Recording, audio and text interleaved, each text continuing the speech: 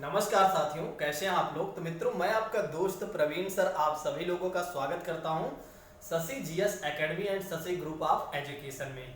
तो मित्रों, आज हम शुरू करने चल रहे हैं, यानी कि आज से हमारी जो श्रृंखला शुरू हो रही है वो है इकोनॉमी की। इकोनॉमी में बहुत अच्छे से पढ़ाने वाला हूँ। जिस तरह से मैंने आपको कॉन्स्टिट्यूशन ऑफ इंडिया पढ़ाया है, यानी कि भारत के संविधान को मैंने आपको पढ़ाया, उससे कहीं ज्यादा मैं अच्छा पढ़ाने वाला हूँ आपके इकोनॉमी को। यानी कि जो आपका इकोनॉमी से प्रश्न पूछे जाते हैं, जो इकोनॉमी से प्रश्न पूछा जाता है, एक भी प्रश्न आपका गलत नहीं होगा, ये मेरी आपसे गारंटी है। आप जानते हैं कि सर हमेशा गारंटी की बात क्यों करते हैं। देखिए, मैं गारंटी की बात इसलिए करता हूं कि मैं इतने अच्छे से कवर करता हूं टॉपिक को, यानी कि कोई भी चीजें मैं छोड़ता ही नहीं हूं। सिंपल सी बात इतनी है, जितनी चीजें जहां से मिलती है, चाहे वो वेबसाइट से मिले, चाहे वो किसी किताब से मिले, कहीं से कोई भी चीजें मिलती है, सारी चीजें मैं पिकअप करके एक जगह इंक्लूड कर देता हूं। तो फिर मैं आपको पढ़ाता हूं ताकि आपका एक भी प्रश्न गलत भी ना हो, और दूसरी कंडीशन ताकि आपको किसी दूसरे यूट्यूब चैनल पर ना जाना हो, और तीसरी कंडीशन कहती है कि आपको कोई बुक भी परचेज ना करना हो।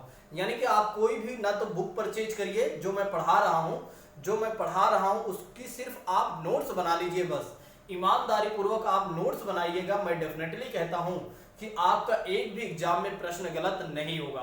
आप बेहतर प्रदर्शन करके आएंगे, आपसे अच्छा कोई व्यक्ति नहीं करके आएगा।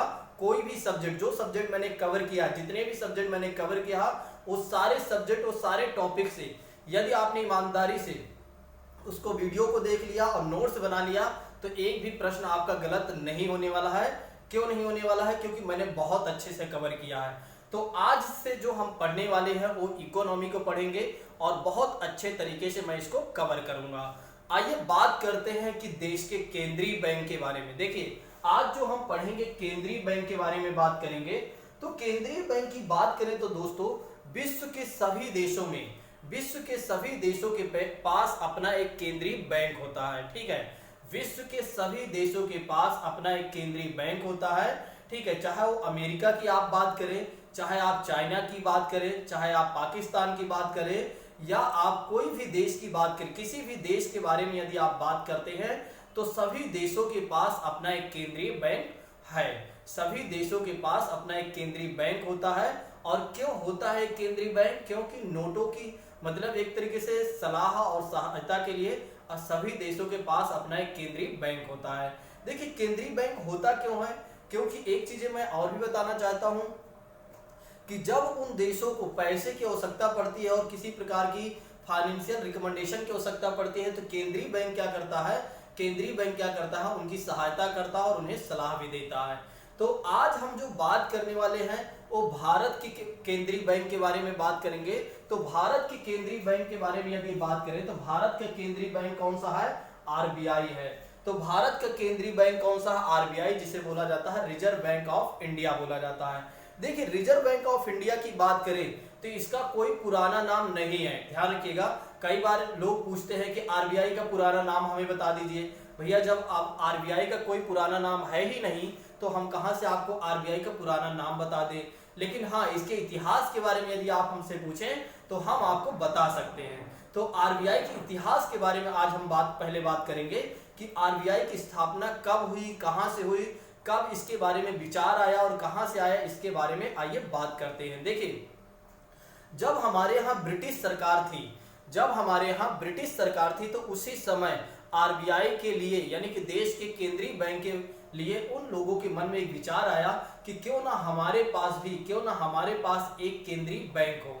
और केंद्रीय बैंक के बारे में जब उनके मन में यह विचार आया था, तो एक आयोग था, हिल्टन यंग आयोग 1926 में उसने सिफारिश किया था कि हाँ, हमारे पास एक केंद्रीय बैंक होना चाहिए। और किस लिए हमारे पास केंद्रीय बैंक होना चाहिए?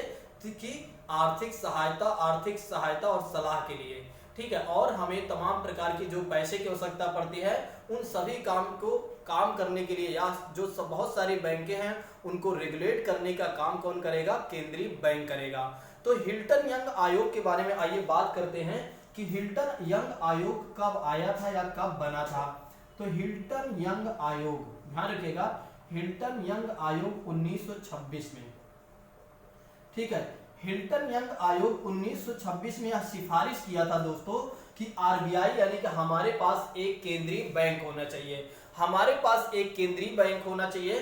तो इसी के जो आपके आरबीआई है, तो यही आपके आरबीआई की स्थापना की गई, यानी कि रिजर्व बैंक ऑफ इंडिया की स्थापना की गई। और इसकी स्थापना कैसे की गई, तो एक एक्ट आया था आरबीआई अधिनियम 1934। तो ध्यान रखिएगा, एक एक्ट के माध्यम से इसकी स्थापना की गई थी। तो आरबीआई अधिनियम 1934, आरबीआई अधिनियम 1934 के तहत आरबीआई की स्थापना की गई थी दोस्तों। और कब की गई थी, 1 अप्रैल 1935 से 1 अप्रैल 1935 को 1 अप्रैल 1935 को इसकी स्थापना की गई थी। जब इसकी स्थापना की गई थी दोस्तों, तो उस समय आरबीआई का मुख्यालय कहां था, तो उस समय आरबीआई का मुख्यालय था कलकत्ता या कोलकाता। ठीक है, तो दोनों में से एक चीज, नाम एक ही है, कोलकाता की बात करें या कलकत्ता की बात करें।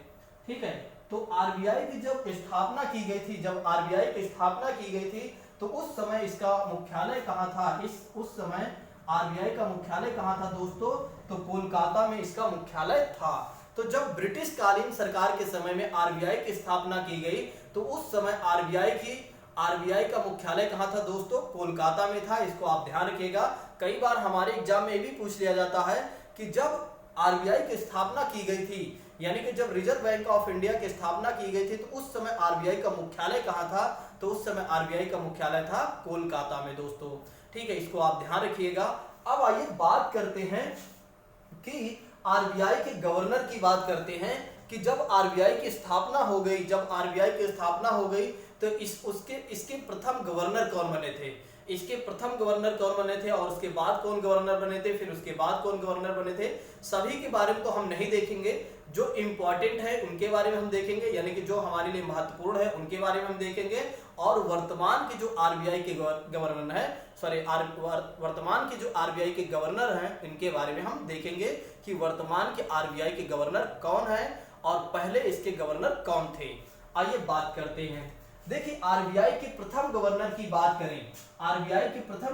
बात करें, तो सर ओसबोर्न स्मिथ थे। कौन था, सर ओसबोर्न स्मिथ। कौन था, सर ओसबोर्न स्मिथ। क्या नाम था, एक बार फिर से मैं बोलता हूं, सर ओसबोर्न स्मिथ। ठीक है, यह कब बना था, 1935 से 1937। क्यों, यह आरबीआई का प्रथम गवर्नर था। तो हमारे एग्जाम में ये भी पूछा जाता है कि आरबीआई का प्रथम गवर्नर कौन था, दोस्तों, इसको आप ध्यान रखिएगा।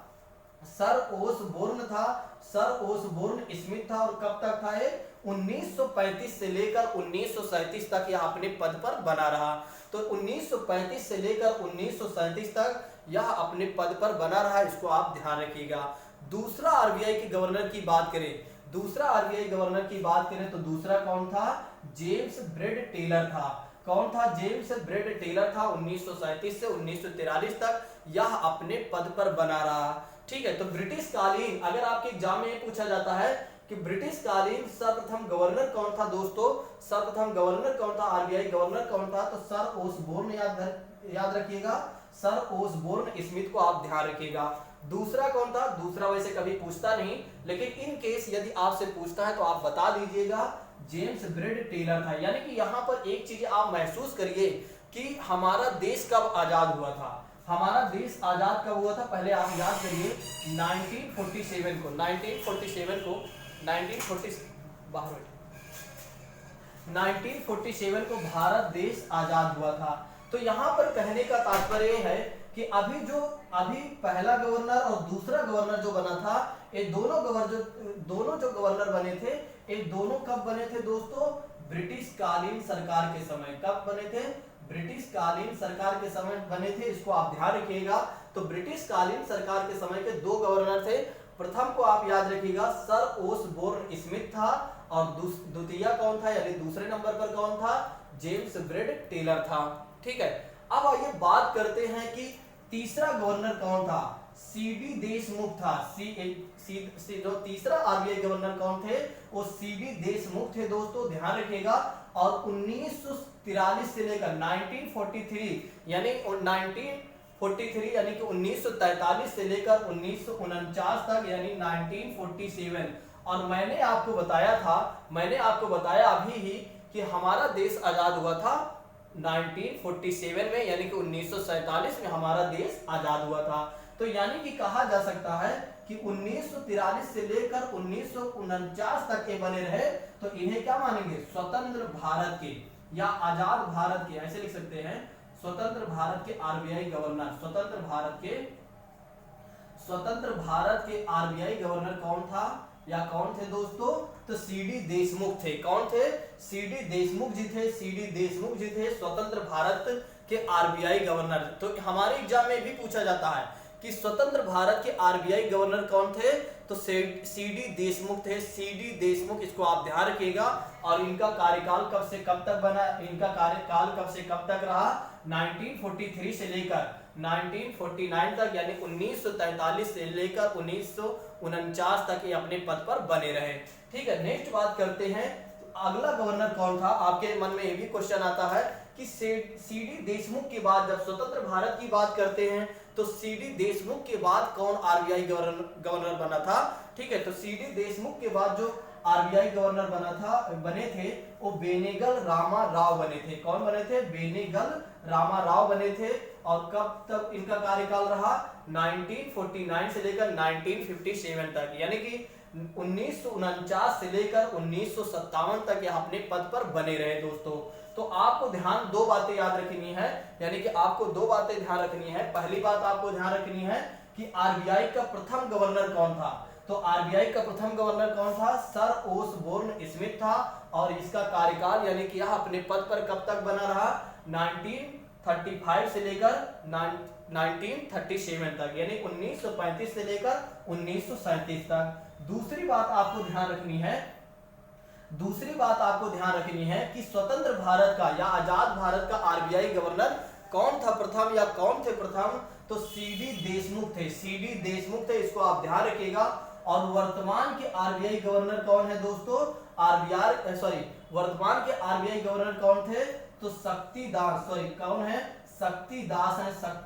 दास आरबीआई के वर्तमान के गवर्नर हैं। तो आरबीआई के वर्तमान के गवर्नर कौन है, शक्तिकांत दास हैं। और ये कब बने थे, 2018 से अभी तक ये अपने पद पर हैं। ठीक है, तो इनको भी आप ध्यान रखिएगा कि वर्तमान के आरबीआई गवर्नर कौन है, शक्तिकांत दास है। और यह कब बने थे, 2018 से अभी तक ये अपने कब बने थे, 2018 में बने थे। और इनका कार्यकाल अभी समाप्त नहीं हुआ है, यानी कि अभी भी ये हमारे आरबीआई गवर्नर है दोस्तों।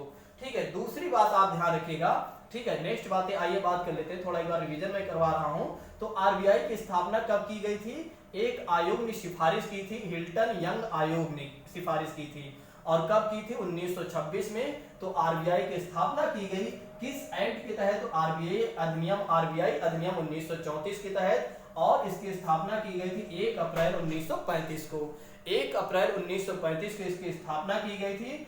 और इसका मुख्यालय कहां पर था उस समय जब इसकी स्थापना की गई थी, तो कोलकाता में इसका मुख्यालय था। और वर्तमान की बात कर लेते हैं, तो वर्तमान में इसका मुख्यालय कहां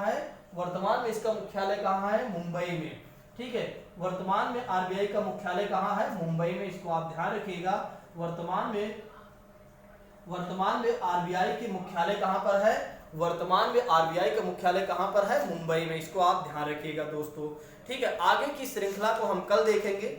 ठीक है, आज है होली सेलिब्रेशन। चलो एक पॉइंट और बता देता हूं कि आरबीआई का राष्ट्रीयकरण कब किया गया था, नेशनलाइजेशन कब कर दिया गया था, तो 1 जनवरी 1949 को। ठीक है, 1 जनवरी 1949 को आरबीआई का क्या कर दिया गया था, राष्ट्रीयकरण कर दिया गया था। ठीक है, तो इसको आप ध्यान रखिएगा। हमारे एग्जाम में भी पूछा जाता है कि आरबीआई का राष्ट्रीयकरण कब किया गया था, तो 1 जनवरी 1949 को। 1 जनवरी 1949 को इसका राष्ट्रीयकरण किया गया था। इसको आप ध्यान रखिएगा कि 1 जनवरी 1 जनवरी 1949 को इसका राष्ट्रीयकरण किया गया था। मुख्यालय, वर्तमान का मुख्यालय भी ध्यान रखिएगा। वर्तमान का मुख्यालय जो है दोस्तों, वर्तमान का मुख्यालय है मुंबई में, सॉरी वर्तमान में इसका मुख्यालय कहां पर है, मुंबई में, इसको भी आप ध्यान रखिएगा। तो सब कुछ मैंने आपको अभी बता दिया है, जितनी बेसिक जानकारी होती है उतना सारी चीजें मैंने आपको दे दिया। अब हम जानेंगे कि आरबीआई में कुल कितने सदस्य होते हैं, यानी कि इस बोर्ड आरबीआई के बोर्ड में कौन मुख्य होता है और कितने अन्य लोग होते हैं, इनके बारे में यानी इसके सदस्यों के बारे में देखेंगे, वो हम नेक्स्ट क्लास में देखेंगे। आज है होली सेलिब्रेशन, ठीक है, आज है होली सेलिब्रेशन हमारी ऑफलाइन क्लास में, तो आप सभी लोगों को भी आमंत्रित किया जाता है और साथ ही साथ आप लोगों को मैं हार्दिक शुभकामनाएं देता हूं होली के फेस्टिवल पर, ठीक है। तो आप लोग बढ़िया से शांति पूर्वक आराम से होली खेलिएगा, ज़्यादा इधर उधर आप घूमिएगा नहीं, ताकि आपकी किसी भी प्रकार को आपको समस्या ना हो, आपकी तबीयत ना खराब हो और आप स्वस्थ बने रहें, ताकि आपकी जो पढ़ाई हो निरंतर जारी रहे। तो आज के लिए बस इतना रखते हैं। थैंक यू सो मच दोस्तों, धन्यवाद, जय हिंद।